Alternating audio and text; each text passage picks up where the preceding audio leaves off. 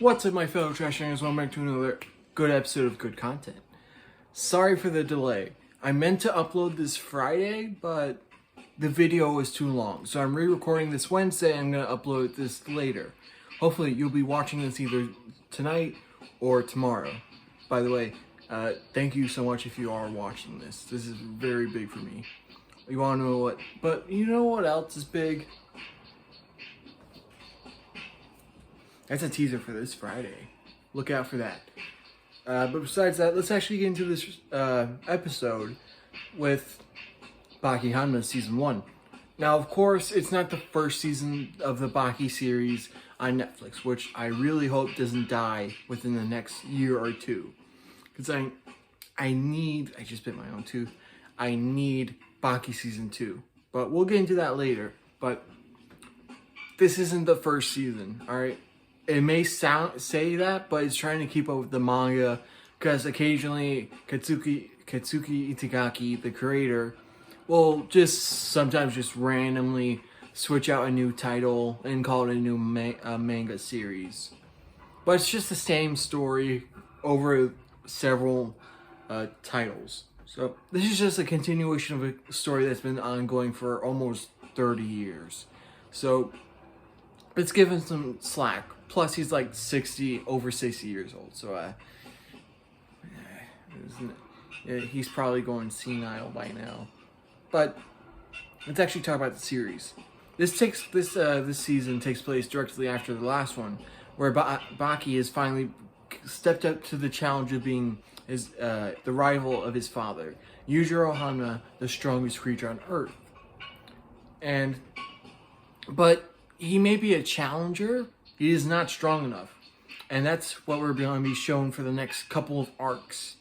So this one is about him trying to prove himself as to be the second or around the strongest in the world. So he's going to America to fight the strongest American, which is Mr. Oliver. But to do that, what is he going to do to get in prison?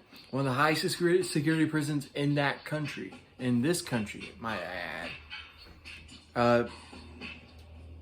He kidnaps the president. And the president, because this manga, the creator likes to, take current events and put them into the manga. I don't know why, but it's fun to watch and see where he is politically. AKA, is he based or not? Well, the president at the time this manga was created was George W. Bush.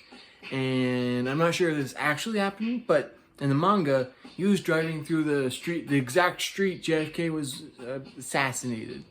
So, Baki being Japanese, I guess he doesn't really understand what's going on. So he just straight up kidnaps the president with his superhuman speed. But luckily, he doesn't want to be murdered, alright? So he just kidnaps him, puts him in a room, and says, hey, put me in this prison. I want to fight this guy. And George Bush is like, alright, just don't hurt me, alright. And so he goes to prison with Oliver. But sadly, Oliver already has a challenger in the prison. Not in the country, but in the prison. Because he's unchained, which means that nothing can contain him. Nor nothing can stop him from doing what he wants. And there's another second generation of Unchained in that prison, which is Che Guevara. It's not the same one in real life, but he's definitely based off the other one. I mean, I'm pretty sure the names are different, but it's basically the same guy. So this Che Guevara is the leader of his own country, which has an army of guys that just fight barehanded. No guns, no tanks, no air attacks or whatever. Straight barehanded. And that's how I want it to be, because guns suck. Anyway, let's see. Basically, the first like 1/3 or like 1/4 or second half of the this season is just a build up to the fight of Che versus Oliver. Some Baki stuff in there too, but it's not really the focus. But then they fight. Che and Oliver fight. Let's see. I also forgot to mention something very important. My mind's starting to slip a bit because this is my like 6th time recording this. When I saw the trailer for this come out, I was excited because I was at school, I was at lunch, I was right across from my best friend. And I was like, dude, look at this. It's so cool. Look. And the one thing I noticed that I was really hyped for was the mouth. Because the mouth are triplets who are prison guards who are so in sync that they're basically one person, or a mouth, if you will. You got teeth, tongue, and lips. And they're, like I said, they're so in sync that they can do anything and just win. So, because they do that, they talk as a single person, basically. And it's awesome. Like, in the manga, it's kind of weird, but it's not really impactful. In the season, it's awesome. I love it. I know it's supposed to freak you out or whatever, but I was expecting this. I've read the manga several times by this point. And man, was I hyped. And yeah. The reason they're brought in is because they have to stop Mike Tyson from going back to boxing because he's also in prison. What are you gonna do? Anyway, so Che Guevara stops the mouth and Mike Tyson goes back to boxing. That's basically it for the mouth, which is sad. I would love to see them more. But the manga is so far ahead than the anime that I don't think we're gonna ever see the mouth again. I think it's just one of those one-time mini bosses you see in like video games or series. But hey, we loved them while they were there, huh? Anyway, so yeah, Che and Oliver fight now. It's more playful in the beginning, like, haha, I'm strong. No, I'm strong. No, I'm strong. I'm stronger. I'm strongest. But then Oliver gets serious and he just smacks him into the floor and knocks him out. And he wins. Because of course he does. He's the strongest man in America. And technically, Che isn't from America. In the Baki verse, he's actually half Japanese, I think. It's like that and like maybe a bit of Hispanic. I can't remember the exact details, but he's not from America. So technically, and since he's from a smaller country, he's gonna lose. Like, I'm not discounting Che's strength. He's very strong, but just not strong enough in the Baki verse. Like, if any normal human were to go against Che, they would lose. But I think Che is a decent enough human being. He wouldn't just kill them. So you can say that about a lot of strong characters. But whatever. Oliver wins, and now it's Baki's turn to challenge Oliver. But not for the title of Unchained, but for being the stronger person. I guess Oliver would have challenged Yujiro after this if he won, so that would have been cool. But we do get a fight with him after this arc, so we get to see how much stronger Yujiro is than Oliver. But anyway, so the rest of the season is built up to the fight at the very end of it. So it's just build up between Oliver and Baki. They're just like being menaces to each other, like playing mind games. Like, I'm stronger, you shouldn't be here. I'm stronger, you should get out. I'm strongest, I can be free. Unlike you, you're actually tethered here. I know that kind of sounds wrong, but it's not. It's because Oliver is supposed to be like the freest man in the U.S., more free than the president. But he's still in prison, so there's some restrictions to what he can do. While Baki is actually stronger than him, so he can actually do more. Like, no one can stop him.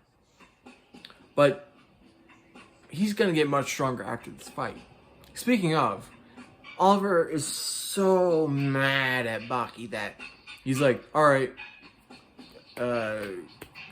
whoever runs the prison, make this a big thing. I want you to really give this a real big deal.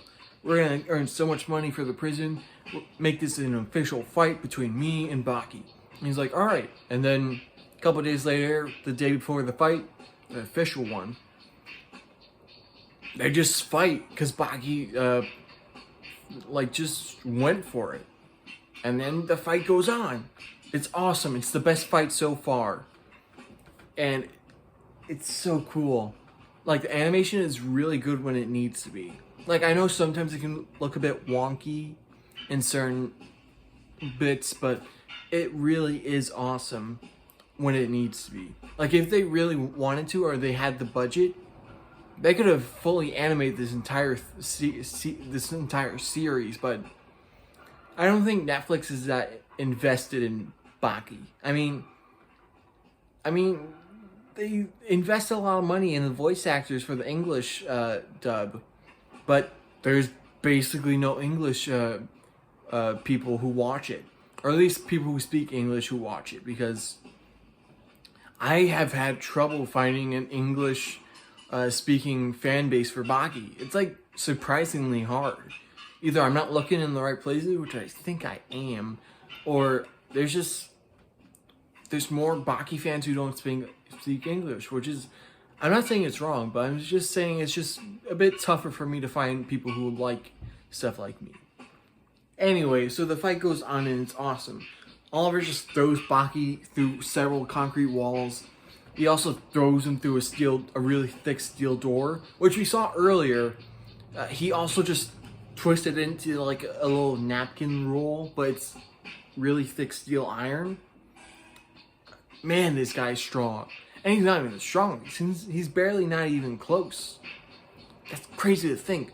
But still, again, Baki characters, all of them together, would not last a second against All Might. Alright, can we be honest? A lot of Baki fans, even though you don't need to speak English to communicate this, the Baki characters aren't the strongest characters out there. They would not last a second against Titans. They would not last a second against All Might 1v the entire verse. I'm not even going to bring Goku or Saitama into this. They would not last a second against any of those. They're just really strong, normal humans, basically. Every other anime character is just a god, basically. Baki characters are like right here. All other anime characters, gone. You can't see them. That's how strong they can be. And none of you realize that. The only anime characters I know of, or like I know off the top of my head, or like whatever, the top of my tongue, or whatever phrase you want to use, are Tokyo Revengers. Those are just high school kids or middle school kids. Of course, Baki characters are gonna beat them, but whatever. We're not here for that. My face is itchy. So the fight is going on. It's awesome. Baki's thrown over like a 3 or 4 story balcony, and he's fine. He must feel awesome after that, because he just keeps going. He fights Oliver, and they do little tricks or whatever. No, Oliver throws him on the ground with all his strength, but Baki, just being the awesomeness he is, he just gets up with nothing but his back muscles because he activated his demon back, and now they're even. Heck, I even think Baki's stronger than Oliver now, like just like a little bit, like with his demon back. I think they're like right here, Oliver, Baki, then yeah. So yeah, now they're fighting almost equally, and then just they go to the wall, and Baki's about to finish it, but Oliver lands a sucker punch, but Baki goes in for a headbutt, and that knocks Oliver down, but Baki doesn't notice that, so he goes in for one final punch. All it hits is concrete. It breaks a hole in the wall, and he lies there. He looks up. It's bright, almost bright white. And there's no one in front of him. No one to stand against him. No more strong opponents. The only other person he couldn't see there, but was definitely a challenge, was his own father. And that is a very awesome and subtle way of showing how strong Baki got because he fought Oliver. But it's still not strong enough for our next antagonist.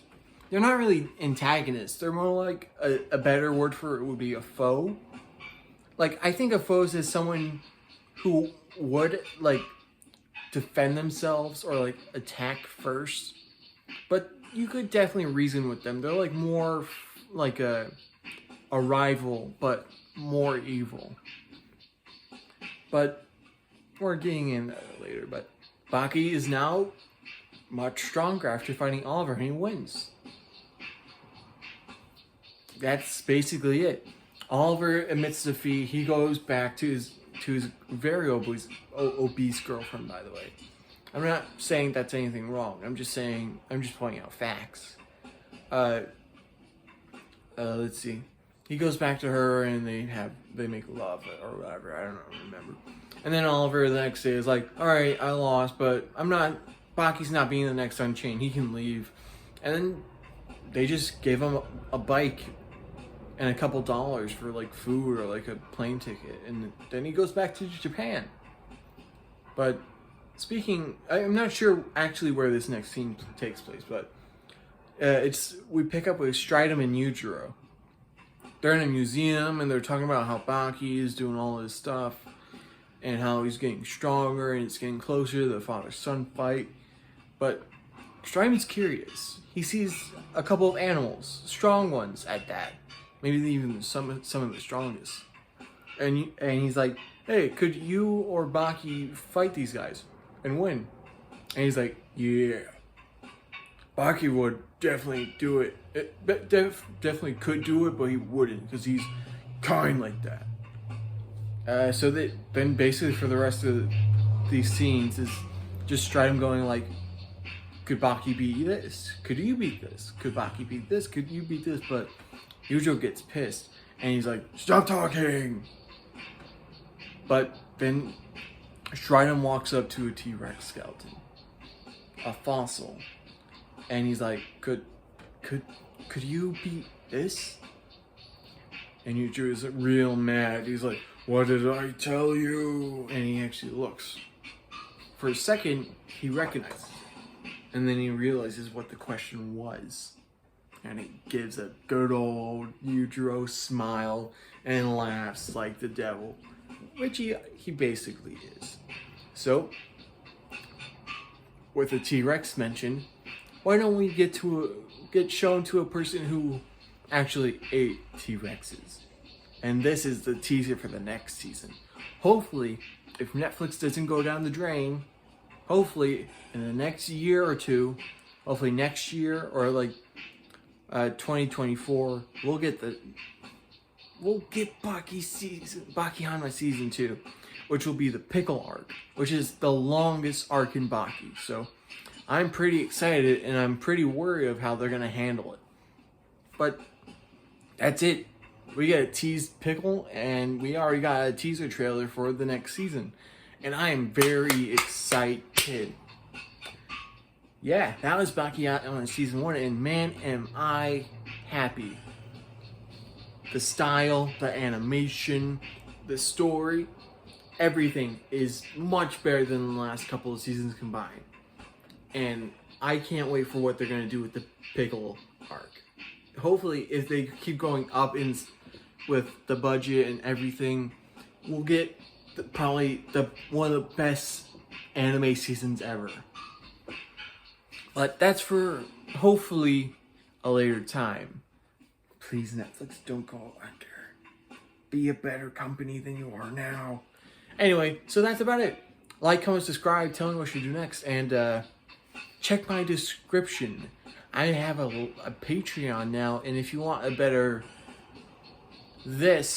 help me out and pledge a few dollars so I can get better equipment. And, lighting or whatever. But besides that, thank you all so much for watching, and I'll see you guys next Friday. See ya!